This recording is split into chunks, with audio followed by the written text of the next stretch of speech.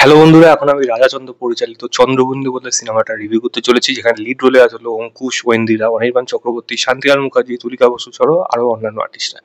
ছোট করে যদি গল্পটা বলি, এখানে অঙ্কুশের বাবা মা চরিত্র প্লে করছে শান্তিলাল বাবু এবং তুলিকা দেবী। তারা দুইজনে একজন কার অ্যাক্সিডেন্টে মারা যাচ্ছে এবং মারা যাওয়ার পর তাদের আফটার লাইফে তারা আবার নিজের ছেলেকে দেখতে পাচ্ছে সেই গ্রেভইয়ার্ডের, যাদের সেখানে তারা খ্রিস্টান ফ্যামিলি, সেখানে যাদেরকে যখন রাখা হয়েছিল সেখান থেকে তারা তাদের ছেলেকে দেখতে পাচ্ছে এবং একটা কনসেপ্ট সেখানে তাদের কিপার দিচ্ছে। কিপার সেখানে আসছে কি কনসেপ্টে, যে যারা এরকম মারা যায় তাদের ফ্যামিলির যদি কোনো মেম্বার তাদেরকে যখন দেখতে আসে, তাদের জন্য তারা যাতে আফটার লাইফে সেই সময়টা তারা মোমেন্টটাকে এনজয় করতে পারে এবং তারা পরিবারের লোকজনকে মানে দেখতে পারে, আনন্দ পায়, যেটা তারা হয়তো তাদের মানে আকাঙ্ক্ষা ছিল আগে সেটা করে উঠতে পারেনি। এবার কিপার তাদের কাছে একটা মানে রুলস বলে দিচ্ছে, সেটা হলো আপনাদের দেখার পর আপনার যদি একটা দেখার পর তারপর যদি 30 দিনের মধ্যে আর কেউ না আসে, তাহলে কিন্তু আপনাকে সেখান থেকে চলে যেতে হবে এমন কোনো জায়গায় যেখানে আপনি আর কোনোদিন ফিরে আসতে পারবেন না। এবার অঙ্কুশ সেখানে কি বা রোজ প্রত্যেকবারই তার বাবা মার কাছে যায় এবং ঐন্দ্রিয়া ক্যারেক্টারটা, যে তার হাজবেন্ডকেও হারিয়েছে, সাহেব যে ক্যারেক্টার প্লে করছে, সেই বা এই গল্পের মধ্যে কিভাবে আসছে এবং তাকে মারা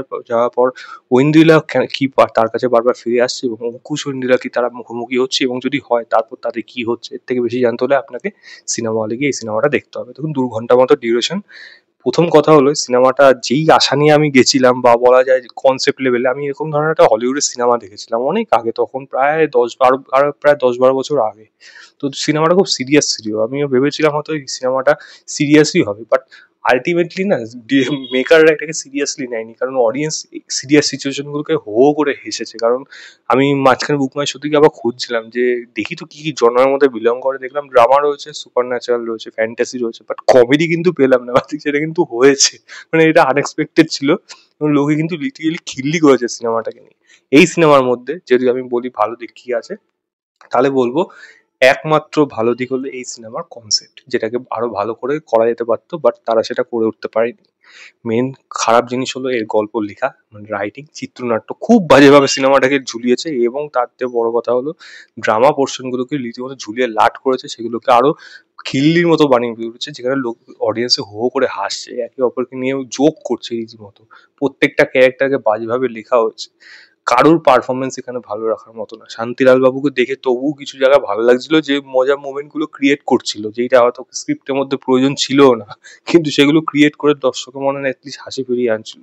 কিন্তু এমন অনেক মজার মোমেন্ট আছে যেগুলো আনএক্সপেক্টেড, যেমন মহেশ বলে একটা ক্যারেক্টার আছে, যার বারবার বাইরে যেতে ঠান্ডাই লাগে।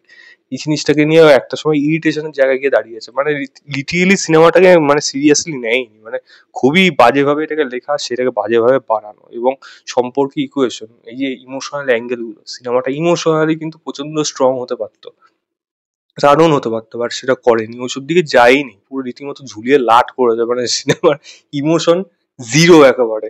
যা যা মোমেন্ট সেখানে কিন্তু ইমোশনাল সিনই হচ্ছে, কাজ যে রীতিমতো সেখানে হয়তো অডিয়েন্সের চোখে জল আসার কথা, বাট না, সেগুলো লোকে মজা করছে, লোকে খিল্লি করছে জিনিসগুলোকে নিয়ে।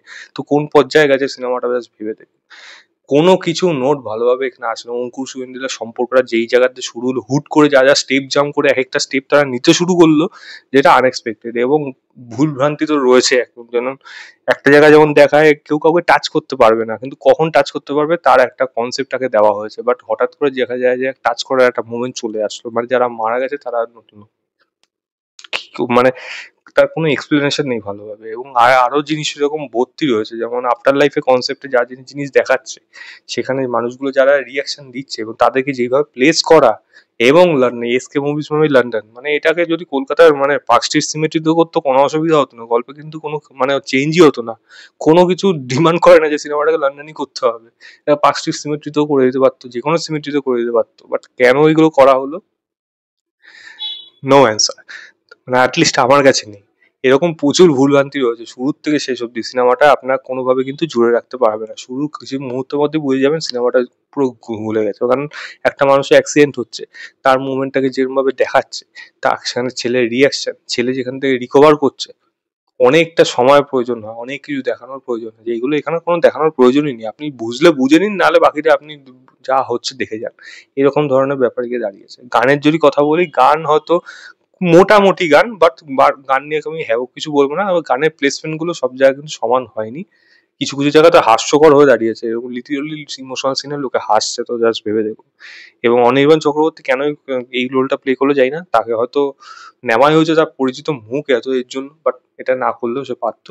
এবং সাপোর্টিং ক্যারেক্টার যারা যারা রয়েছে, একটা কারোর পারফরমেন্স আমার কিন্তু মনের মধ্যে দাগ কাটতে পারেনি, এটুকু আমি বলতে পারি। সিনেমার মধ্যে যদি বলেন ভালো কিছু জিনিস, তাহলে ওই জাস্ট আইডিয়াটাই ছিল, যেটা আমি প্রথমে বললাম। আপনার দেখার ইচ্ছা হলে দেখতে পারেন, কোনো রেটিং ফেটিং দিতে বলবেন না।